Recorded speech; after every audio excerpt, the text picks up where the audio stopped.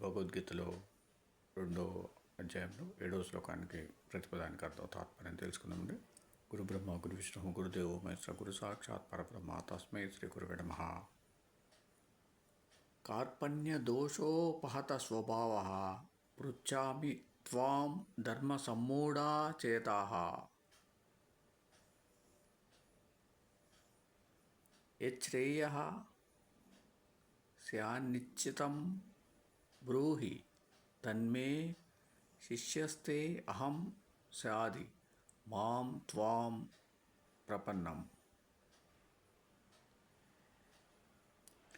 కార్పణ్య దోష ఉపహత స్వభావ దైన్య దోషాభిభూత స్వభావుడను ధర్మ సమ్మూఢ చేతాః ధర్మాధర్మ వివేక రహిత మనస్కుడనై త్వాం నిన్ను పృచ్ఛామి అడుగుతున్నాను.